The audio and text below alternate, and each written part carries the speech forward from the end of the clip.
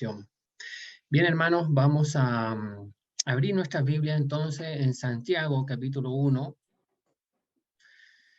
Vamos a leer una vez más el capítulo entero de Santiago, el medio hermano del Señor Jesús. Es quien escribe este libro, ya lo hemos mencionado, lo hemos dicho, siendo él un inconverso, un incrédulo cuando el Señor estaba reunido con la familia. Él después seguramente recapacita, no tenemos la conversión de él en las Escrituras, pero después le vemos cómo él considera la fidelidad al Señor.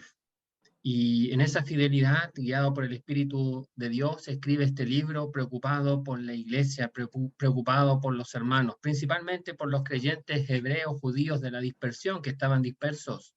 Y escribe 5 capítulos, conociendo la realidad en la cual ellos se estaban enfrentando. Y entonces él se dedica a escribir este libro, pero él quiere que lo conozcan de una manera muy distinta a lo que cualquiera de nosotros seguramente sacaría provecho.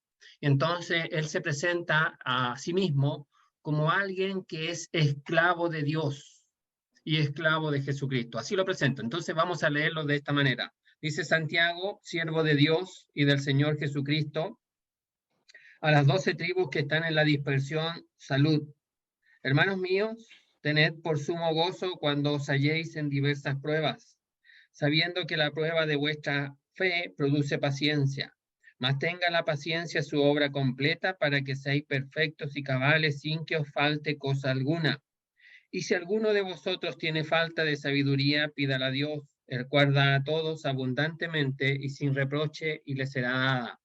Pero pida con fe, no dudando nada, porque el que duda es semejante a la onda del mar, que es arrastrada por el viento y echada de una parte a otra. No piense pues que en tal haga, que recibirá cosa alguna del Señor. El hombre de doble ánimo es inconstante en todos sus caminos. El hermano que es de humilde condición, gloríese en su exaltación, pero el que es rico en su humillación, porque él pasará como la flor de la hierba. Porque cuando sale el sol con calor abrasador, la hierba se seca, su flor se cae y perece su hermosa apariencia. Así también se marchitará el rico en todas sus empresas. Bienaventurado el varón que soporta la tentación, porque cuando haya resistido la prueba, recibirá la corona de vida que Dios ha prometido a los que le aman. Cuando alguno es tentado, no diga que es tentado de parte de Dios, porque Dios no puede ser tentado por el mal, ni él tienta a nadie, sino que cada uno es tentado cuando de su propia concupiscencia es atraído y seducido. Entonces, la concupiscencia, después que ha concebido, da a luz el pecado, y el pecado, siendo consumado, da a luz la muerte. Amados hermanos míos, no erréis. Toda buena dádiva y todo don perfecto desciende de lo alto del Padre de las luces, en el cual no hay mudanza ni sombra de variación. Él, de su voluntad, nos hizo nacer por la palabra de verdad para que seamos primicias de sus criaturas. Por esto, mis amados hermanos, todo hombre sea pronto para oír, tardo para hablar, tardo para irarse, porque la ira del hombre no obra la justicia de Dios, por lo cual, desechando toda inmundicia y abundancia de malicia, recibid con mansedumbre la palabra implantada, la cual puede salvar vuestras almas. Pero sed hacedores de la palabra y no tan solamente oidores, engañándoos a vosotros mismos. Porque si alguno es oidor de la palabra, pero no hacedor de ella, este es semejante al hombre que considera en un espejo su rostro natural, porque él se considera a sí mismo y se va, y luego olvida cómo era. Mas el que mira atentamente en la perfecta ley, la de la libertad, y persevera en ella, no siendo oidor olvidadizo, sino hacedor de la obra, este será bienaventurado en lo que hace. Si alguno se cree religioso entre vosotros y no refrena su lengua, sino que engaña su corazón, la religión del tal es vana. La religión pura y sin mácula delante de Dios el Padre es esta: visitar a los huérfanos y a las viudas en sus tribulaciones y guardarse sin mancha del mundo. Hasta ahí la lectura de la palabra de Dios. Entonces hemos dicho que Santiago, el medio hermano del Señor, llamado Jacobo, es quien escribe este libro. Un libro bastante práctico, bastante fácil en su comprensión en cuanto a la lectura, pero que trae gran riqueza espiritual, sobre todo en los tiempos en que estamos viviendo, donde nos enseña Santiago a cómo aprovechar, a cómo vislumbrar la obra de Dios, incluso en medio de circunstancias difíciles, que es lo que hemos visto en esta primera parte de este libro. Hemos dicho que el capítulo 1 se puede dividir a lo menos en 3 partes. La primera parte tiene que ver el creyente confrontando las pruebas en su vida cristiana. Eso lo tenemos versículos 2 hasta el 12. Después la segunda parte, lo que tenemos, versículos 13 hasta el 18, el creyente confrontado frente a la tentación, que esto es una cosa totalmente diferente a lo anterior. Las pruebas con las tentaciones tienen diferencia, pero el creyente no solamente se tiene que enfrentar a las pruebas, sino que también se tiene que enfrentar a las tentaciones en la vida propia de cada uno de nosotros. Y entonces ahí está el creyente en medio de las tentaciones, cómo afrontarlas, cómo entender de dónde surge, de dónde proviene, y de alguna manera nos libra del error que podemos tener, que tenemos esa tendencia nosotros, y Santiago lo aclara ahí en esta porción del versículo 13 al 18. Bueno, la tercera y última porción de este capítulo 1, del versículo 19 hasta el versículo 27, es el creyente confrontado frente a la palabra de Dios. La palabra de Dios es cual espada de 2 filos y que penetra y discierne las intenciones de nuestro corazón, y quedamos todos, absolutamente todos al descubierto, desnudos, dice la palabra de Dios, delante de la presencia de Dios. No ignoréis, dice, Dios no puede ser burlado. Entonces su palabra nos habla a nuestro corazón, nos habla a nuestra conciencia, y quedamos ahí al descubierto de cualquier intención que nosotros tengamos, pensando de que Dios no se da cuenta. Y ahí viene la palabra de Dios y nos enfrenta y nos encara. Y si me permiten la figura y la ilustración, la palabra de Dios es como aquel hombre que se acerca a nosotros y nos dice: recapacita, ¿cómo quieres vivir de esa manera? Vuélvete a mí. Y entonces ahí está esa tercera parte de este capítulo 1. Entonces fíjese usted que Santiago en el primer capítulo aborda la situación en la cual los creyentes estaban enfrentados. 1, las pruebas. 2, las tentaciones. 3, el menosprecio de la palabra de Dios. Temas muy contractuales en el tiempo presente. Estamos en las pruebas. Hemos dicho versículo 1, Santiago pone sus credenciales espirituales delante del pueblo de Dios. Un creyente espiritual se preocupa por la vida espiritual de los demás. Y Santiago es ese creyente espiritual, preocupado de la vida espiritual de los demás hermanos suyos, ya que dice hermanos míos. Entonces Santiago se siente parte de esos creyentes, y él, cual creyente espiritual, está preocupado de la vida espiritual de ellos. Y por otro lado, los creyentes que ven que Santiago, ese creyente espiritual, está preocupado por mi vida espiritual, con mayor razón entonces yo puedo tener confianza y escuchar lo que me quiere decir. Entonces fíjese usted, hay gran ganancia en los hermanos espirituales. Hay gran bendición en medio del pueblo de Dios con cada creyente espiritual. Entonces, hermanos, tenemos que buscar la influencia del Espíritu Santo en nuestra vida. Tenemos que ser creyentes espirituales. Tenemos que desear eso. Santiago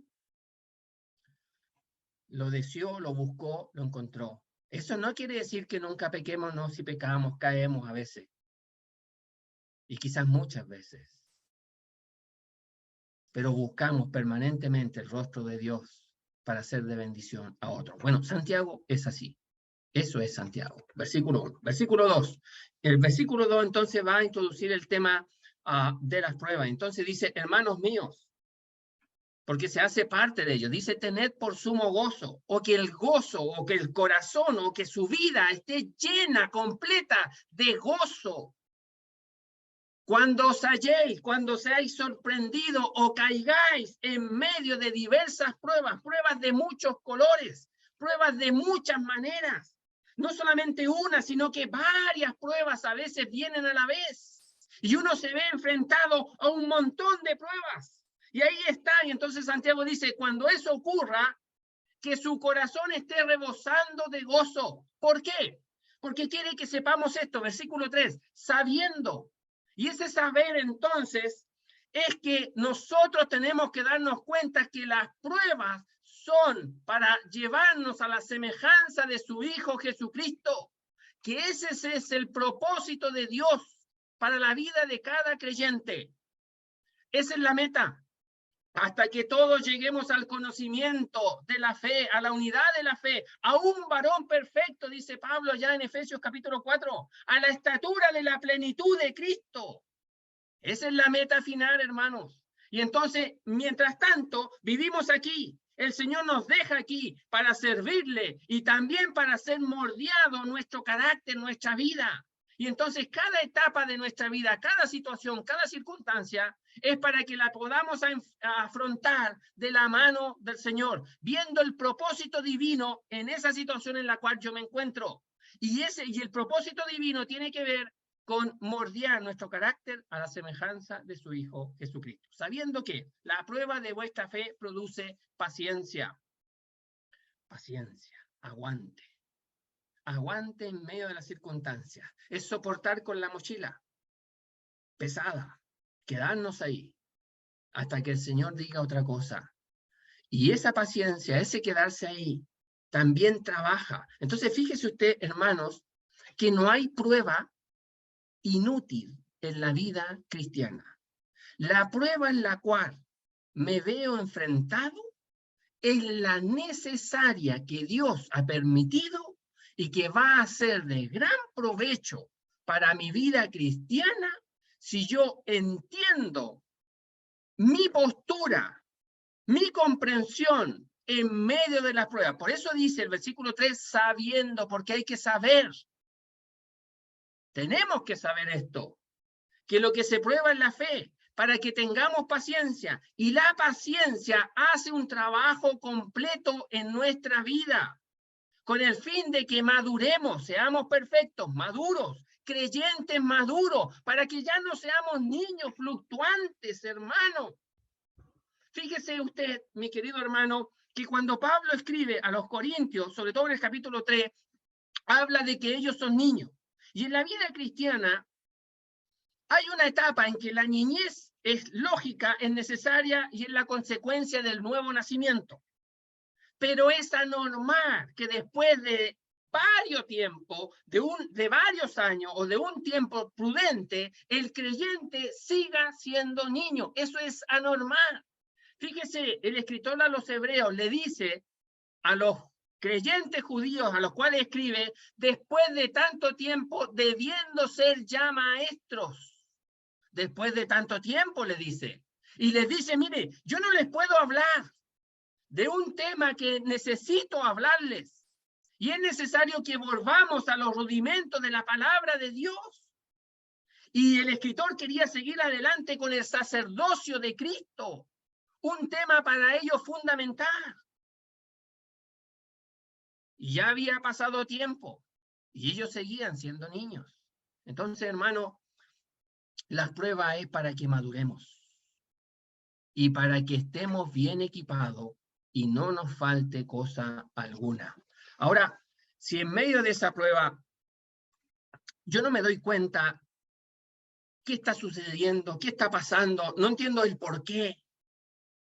Dice aquí, si alguno de vosotros tiene falta de sabiduría, pídala a Dios. Y entonces se nos invita a buscar a Dios por falta de comprensión, porque no me doy cuenta del propósito divino que tiene para mí en esta situación. Entonces el escritor me dice, busca a Dios.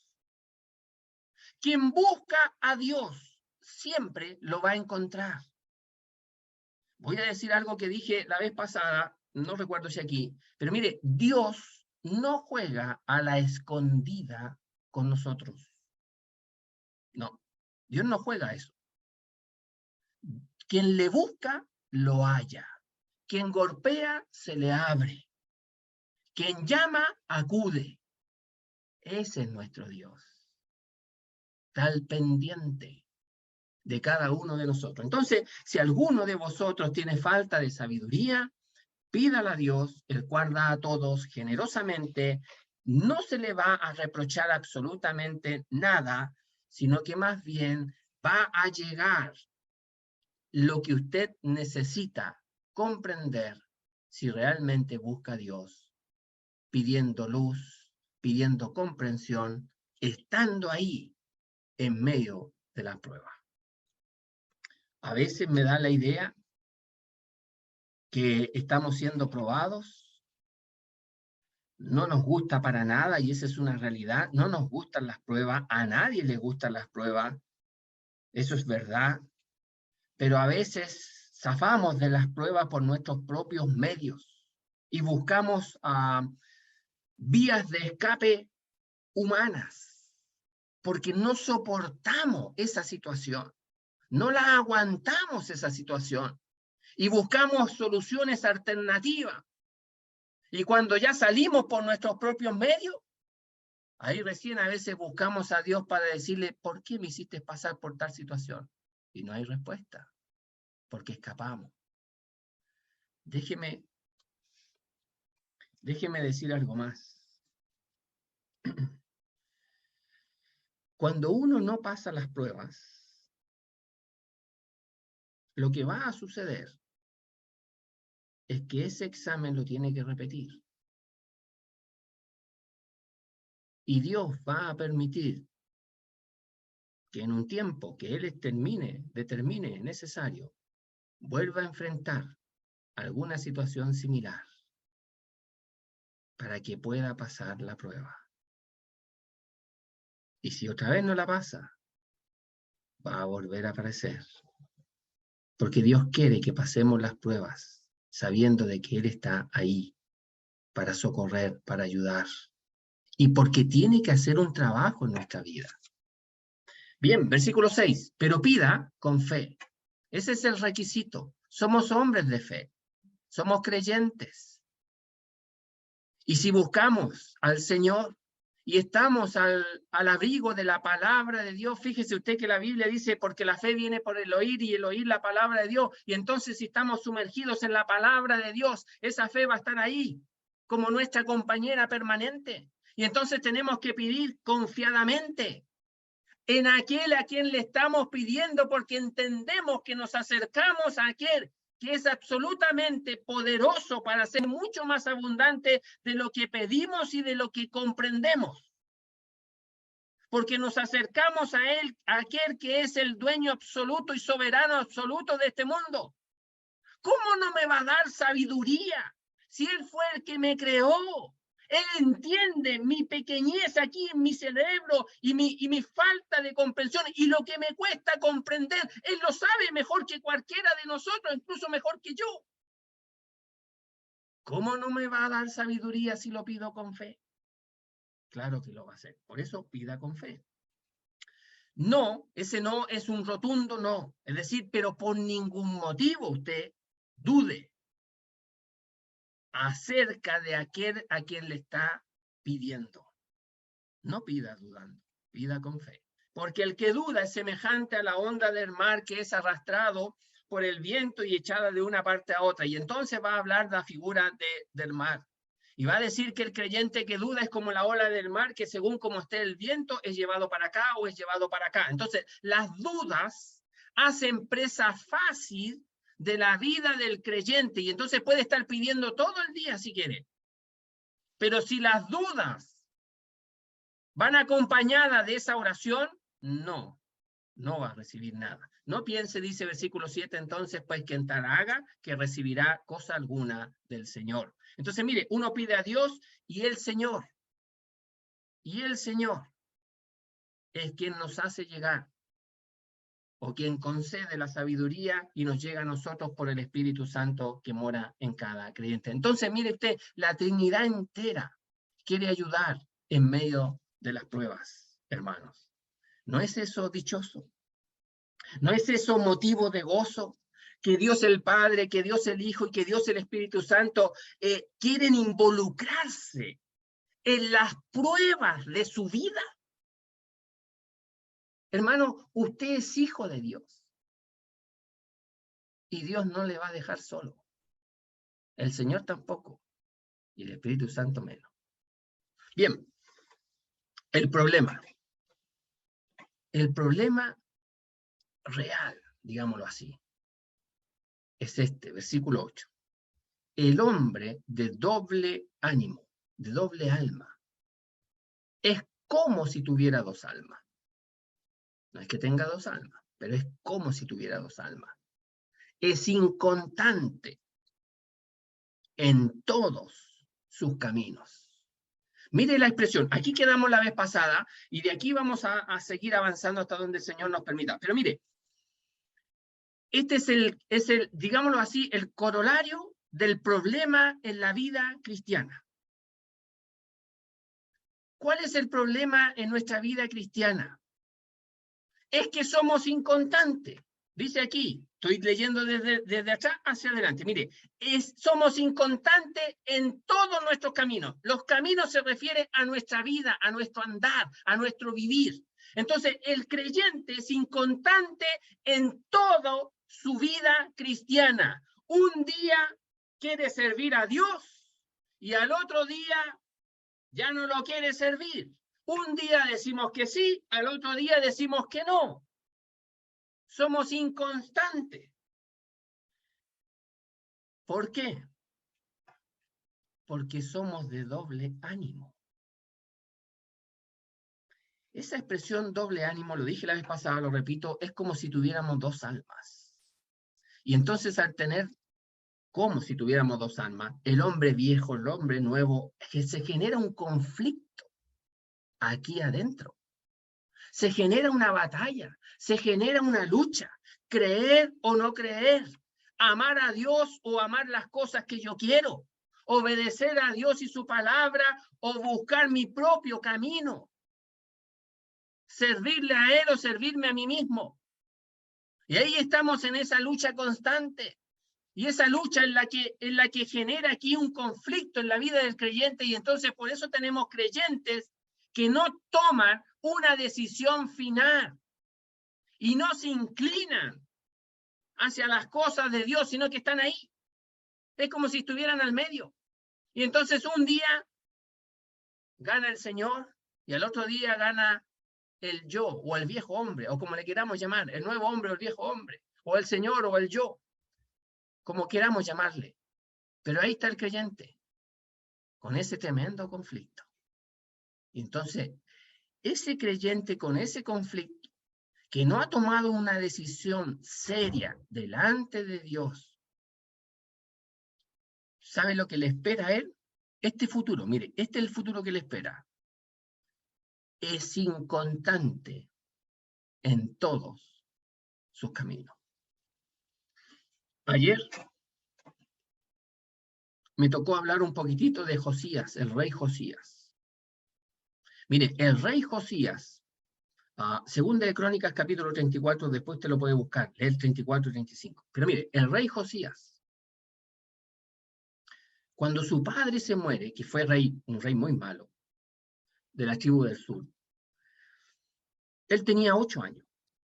Y a los 8 años él asume el reinado. Al poco andar, a los 16 años, decide buscar a Dios. Con 16 años, decide buscar a Dios, hermano. Yo no sé si aquí hay un joven de 16 años que no ha tomado ninguna decisión en su vida. Mire, la decisión que tomó Josías, el rey Josías, fue la mejor decisión de su vida. A los 16 años, él decidió buscar a Dios, y lo buscó de todo corazón. Mire, dice, siendo un muchacho, comenzó a buscar al Dios de David, su padre. A los 12 años de su reinado, es decir, si comenzó a reinar a los 8, a los 12 años, estamos hablando 20 años, limpió a Judá, a Jerusalén, y los lugares altos, imágenes de acera, escultura e imágenes fundidas, limpió a toda la nación. Y lo limpió bien, pues, o sea, no es como que él barrió por encimita, por donde se veía, o levantó la alfombra y echó la basura debajo. No hizo nada de eso. Él limpió todos los rincones de su reinado. Si a los 16 buscó a Dios, 4 años de búsqueda incesante de Dios lo llevaron a tomar esta segunda decisión: limpiar a toda la nación y limpiar toda la tierra de su reinado. Lo limpió, porque él tomó una decisión delante de Dios. Delante de Dios. Hermanos, falta compromiso en nuestra vida cristiana. Mire, somos buenos para comprometernos con todo el mundo. Con todo el mundo. Alguien nos pide algo, no te preocupes, sin falta. ¿A qué hora hay que estar? Allá estoy, cuenta con eso. No te preocupes. Allá voy a estar. Y nos comprometemos. Tiene que haber un momento en nuestra vida en que nos comprometamos de veras, seriamente, con nuestro Dios, que nos salvó para ser siervo suyo. De esa manera, dejaremos de ser inconstantes por un problema de alma dividida o lealtad dividida. Tenemos que tomar seriamente si queremos ser fiel al Señor. Bien, versículo 9. En el versículo 9 lo que tenemos, versículo 9, 10 y hasta el 11, lo que tenemos es quiénes son probados. ¿Quiénes son los creyentes que son probados? Pareciera ser que algunos puedan pensar de que solamente un cierto grupo de creyentes son los que pasan prueba. No, todos los creyentes son probados. Aquí se dividen a lo menos en dos grupos. Mire, dice versículo 9, el hermano que es de humilde condición. Y entonces aquí lo primero que tenemos es que el creyente que es probado es el hermano que es de humilde condición. La palabra humilde o humildad se refiere a algo que no crece mucho, sino que más bien a algo que es bajo, de baja estatura. Quiere pasar desapercibido, muchas veces es hasta ignorado. Y entonces en realidad esto habla de su baja condición en comparación con otros que tienen una condición más preponderante, más alta, que es visible a todas luces. No, aquí estamos frente a un creyente que es de baja condición. Puede ser económica, puede ser social, puede ser de educación, etcétera, lo que sea, pero es de baja condición. Bueno, el creyente de baja condición es probado. Pero, mire lo que dice aquí. El hermano que es de humilde condición, gloríese en su exaltación. Mire lo que está diciendo aquí, mis queridos hermanos. No está diciendo aquí que el creyente que es de humilde condición gloríese en las pruebas, no, sino que más bien se tiene que gloriar en lo que Dios ha hecho en su vida. ¿Y qué significa lo que Dios ha hecho en su vida? Significa que Dios lo ha elevado a una posición en la cual Dios lo ha considerado colocarlo en ese lugar. Esta expresión exaltación significa lo alto, altura, apunta a un lugar alto. Entonces fíjese, Dios lo saca de esa bajeza y lo ubica en el lugar más alto que Dios ha considerado para él. Podemos pensar en versículos que tenemos como por ejemplo Efesios capítulo 2 que dice que estamos sentados en los lugares celestiales. Filipenses capítulo 3 que habla de que tenemos una ciudadanía en los cielos, que somos conciudadanos del cielo, que tenemos herencia en el cielo. Y en muchos pasajes más donde se habla de que el creyente, Dios no solamente lo salva, sino que lo coloca en las alturas. Incluso Colosenses capítulo 3, si no me equivoco, dice que nuestra vida está escondida en Cristo y Cristo está en Dios. Entonces, el hermano que es de humilde condición, gloríese, jáctese, alégrese, disfrute en la posición que Dios lo ha colocado. Dice la Biblia que nosotros tenemos que andar no por vista, sino por fe. No mirando lo que se ve, sino que lo que no se ve.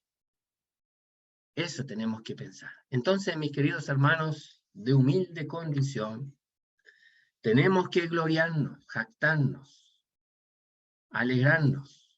Y todas esas expresiones que involucran ahí de gozo, de alegría, incluso de sentirse orgulloso en la consideración que Dios tuvo para conmigo, en que me ha exaltado.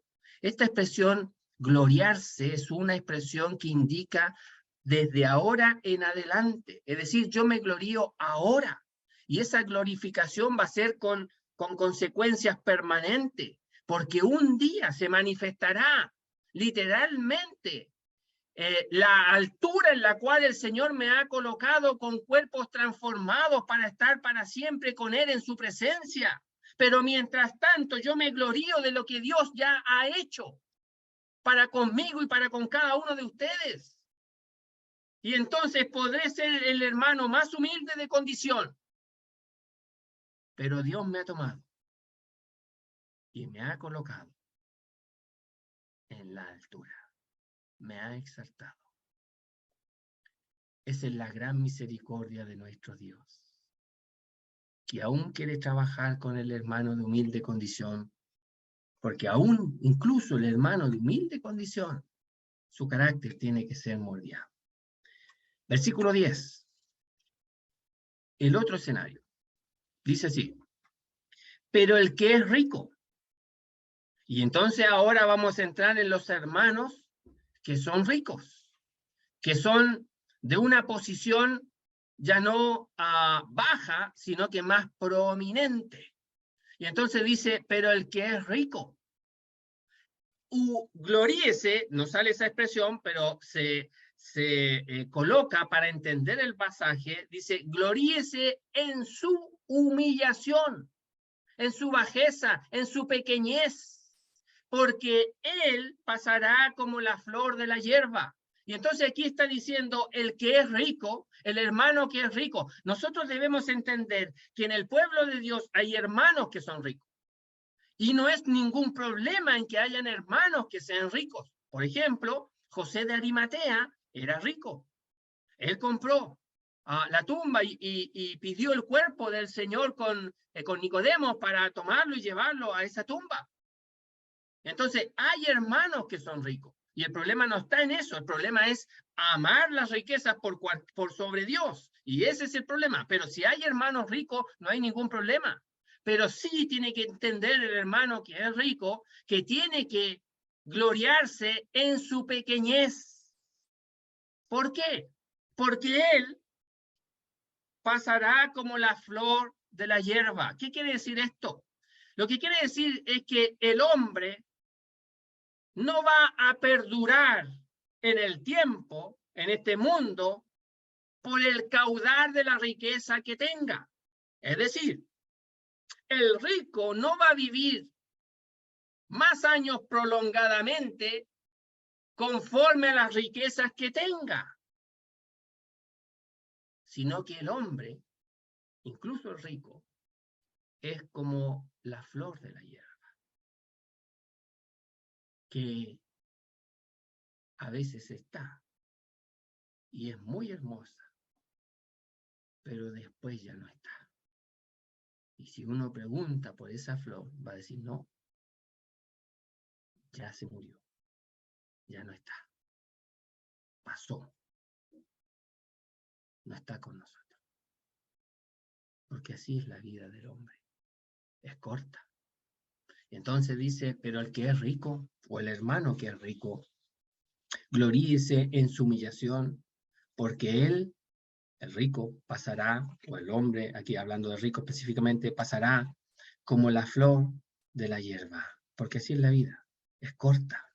No nos damos cuenta cuando ya, mire, el que es pequeño, el que es chico, o cuando somos chicos queremos ser grandes, y cuando somos grandes vemos que la vida pasa tan rápido, y después ya vamos teniendo 50, 60, 70 años, oiga, y pasa pero así, por delante de nuestros ojos, y no nos damos ni cuenta y decimos, 80 años es muy poco. Pasaron volando los 80 años. Bueno, así es la vida del hombre, corta, sin sabores, dice allá a Jacobo. Bien, porque, sigue hablando de rico, versículo 11, porque cuando sale el sol con calor abrasador, ese quiere decir así como cuando sale el sol, así como al mediodía, un calor insoportable, ese sol que quema, ese sol que arde, dice, cuando sale ese sol quemante, abrasador, dice, la hierba se seca, su flor se cae, y perece su belleza o su hermosura aparente, o que tiene en su rostro. Eso ocurre en la naturaleza. Ese sol quemante a veces hace que esa flor tan hermosa se marchite, se seque y se empiecen a caer sus pétalos. Y lo que era tan hermoso, a veces se ve tan feo cuando ya está seco y caído. Algo que era tan prominente. Y ese sol abrasador, quemante, lo deja de una manera insignificante. Así también, o de esta manera, porque ahora Santiago va a aplicar esa figura que era mencionado de la naturaleza. Entonces dice, así también se marchitará el rico en todas sus empresas. Y entonces está diciendo aquí que el rico, habla de futuro, dice, se marchitará. O sea, puede suceder que en un tiempo que no sabemos cuándo, se empiece a marchitar, empiecen a caerse, empiece a sufrir consecuencias. El rico en todas sus empresas. Aquí la palabra empresa involucra, o quiere decir su andar, en aquello que él gasta su vida, en aquello que se dedica, en su dedicación de vida. Entonces está diciendo, mire, así también puede pasar con el rico, que a todo aquello que dedica su vida, un día deje de estar presente, deje de existir, o le va a llamar, o etcétera. Aquello que ha invertido tanto tiempo de su vida, un día puede que no esté. Por lo tanto, no se debe gloriar en eso que él tiene atesorado. Su confianza no debe estar en las riquezas que era obtenido de buena manera. Pero su confianza no debe estar ahí, sino que tiene que darse cuenta que su confianza tiene que estar en Dios, porque eres pequeño. Eres un hombre que está vivo y con nosotros por la gracia de Dios, no por lo que tiene, sino que por la gracia de Dios.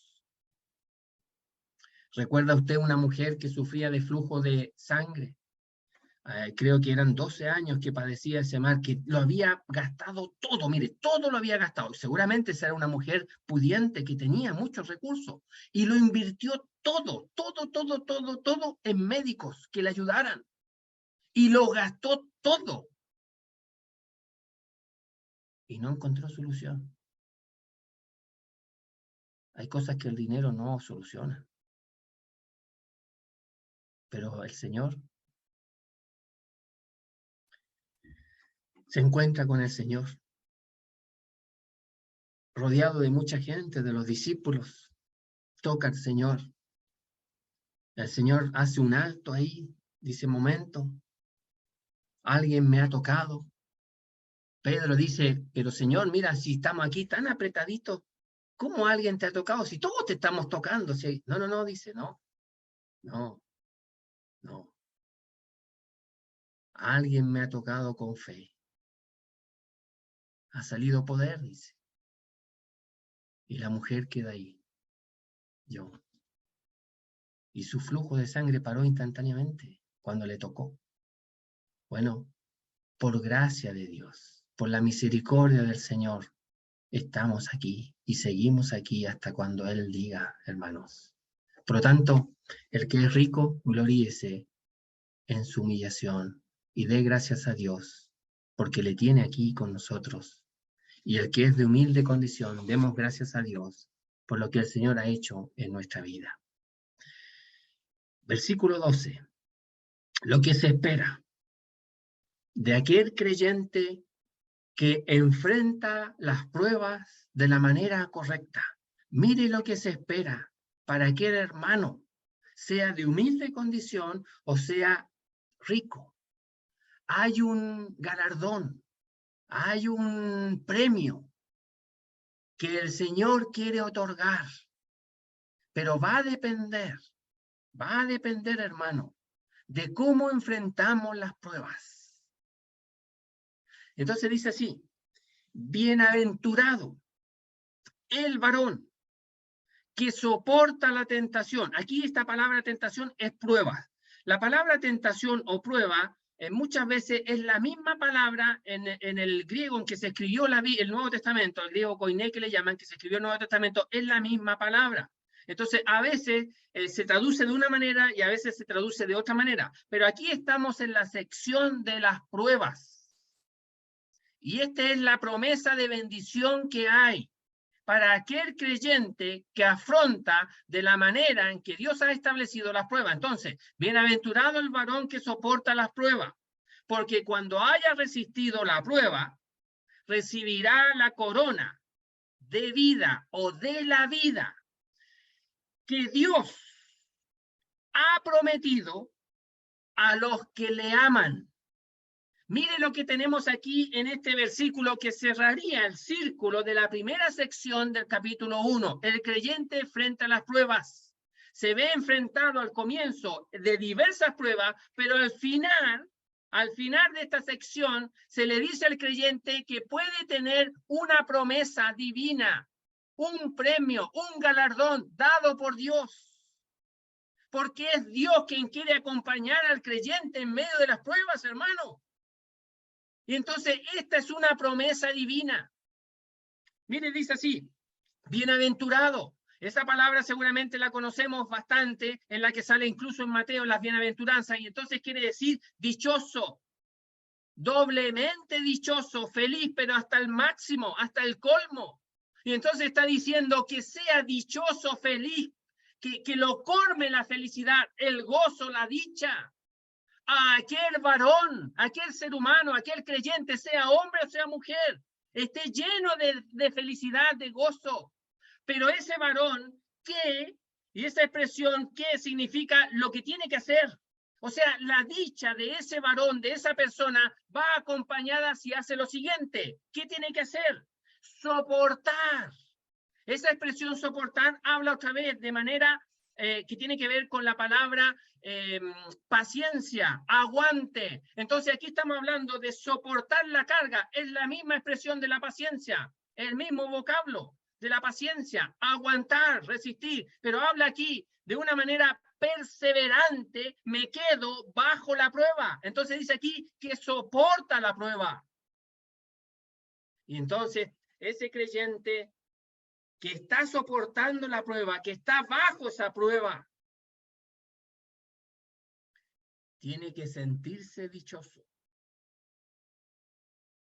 porque si resiste y persevera en resistir, en permanecer bajo la prueba, hasta el punto, dice, de resistir, ya que dice, porque cuando haya resistido, es decir, haya llegado al final de ese proceso, donde la paciencia ha trabajado, ha hecho el trabajo completo, y el resultado que Dios determine para ese creyente ha sido aprobado. Mire, la aprobación la da Dios a aquel creyente que está bajo la prueba. Lo leo nuevamente. Dichoso, feliz, el varón que permanece y persiste en permanecer bajo la prueba, porque cuando haya resistido o llegado al final de esa prueba que arroja este resultado, ha sido aprobado. ¿Quién es el que aprueba? Dios. ¿Por qué? Porque es Dios quien va a otorgar el premio. Entonces, hermanos, quiero decir esto, que el creyente que está siendo aprobado está bajo los ojos de Dios. Dios le va a dedicar todo el tiempo necesario para mirar, contemplar cómo está resistiendo ese creyente. Cómo está quedándose ahí, bajo esa prueba. Y entonces cuando haya resistido, cuando haya llegado al final, y el resultado de esa paciencia o de ese soportar sea un ticket, visto bueno, aprobado, recibirá la corona de vida que Dios ha prometido a los que le aman. Mire, va a recibir la corona de vida. La palabra corona siempre se menciona para hacer una distinción o un reconocimiento. Por ejemplo, se les da corona a aquellos que ganan en las competiciones. Entonces se les reconoce con una corona. Antiguamente era de guirnalda, de laurel, etc. Pero eso indica un reconocimiento. Ha salido victorioso, ha triunfado, y se les reconoce de esa manera. A los reyes se les colocan corona, porque se les reconoce como la autoridad máxima de una nación o de un pueblo, etc.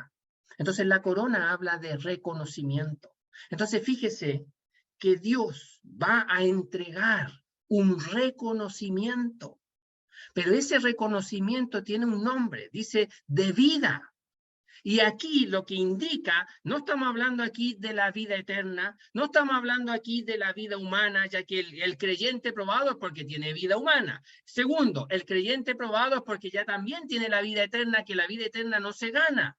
No se gana por resistir nada. La vida eterna se recibe como un regalo. No es un premio la vida eterna. La vida eterna es un regalo por gracia divina y solo por fe.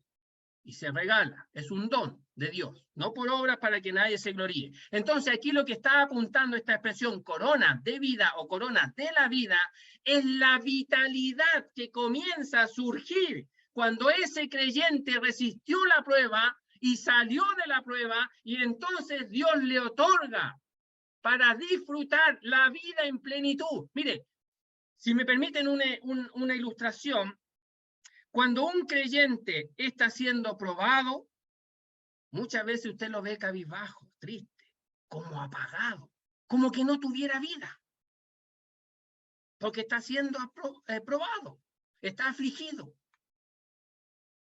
Es como a veces decimos un alma andante, como que no tuviera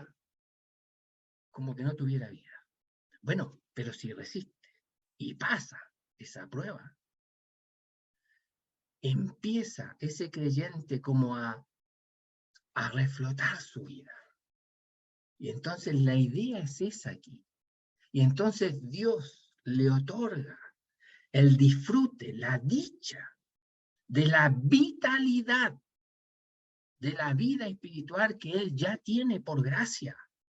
Y entonces ese creyente se ve un creyente ahora ya con energías, con capacidad, con poder. Incluso su semblante hasta cambia.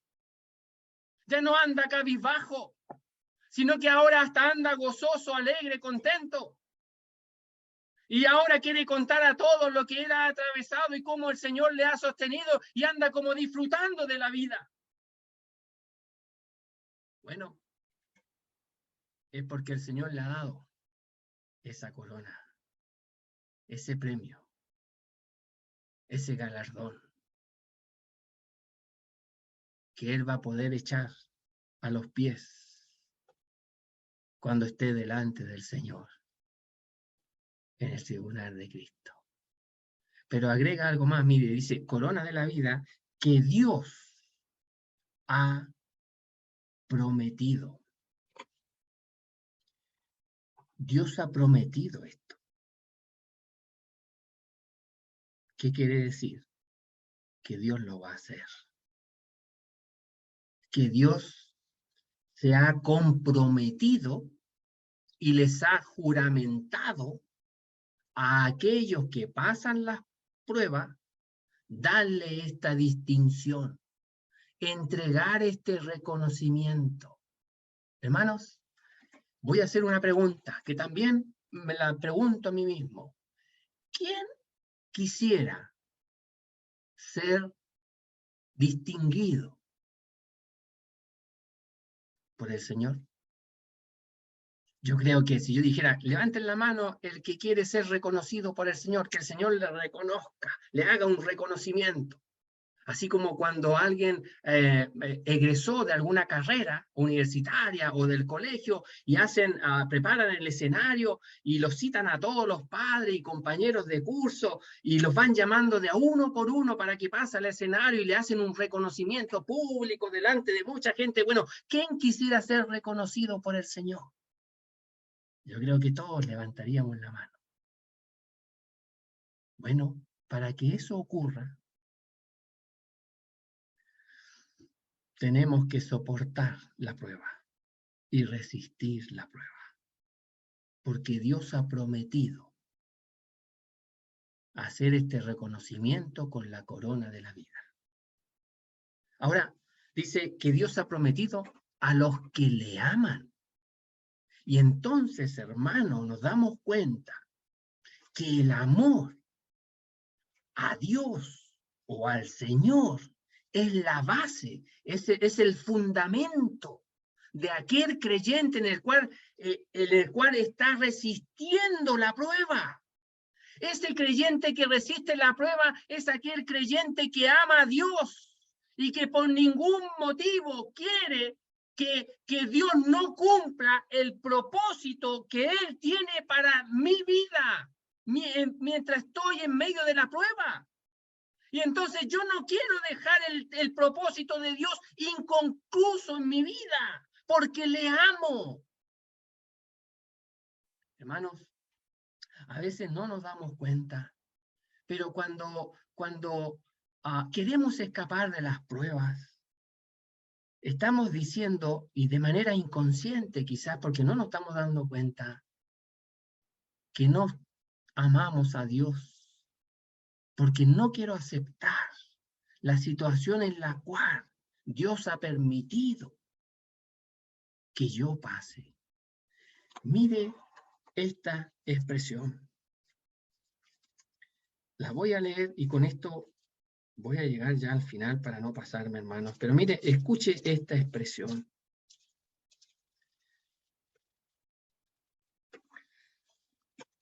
Y sabemos, estoy leyendo Romanos 8, versículo 28. Y sabemos, otra vez esa expresión, sabemos. El creyente tiene que saber esto. Que a los que aman a Dios,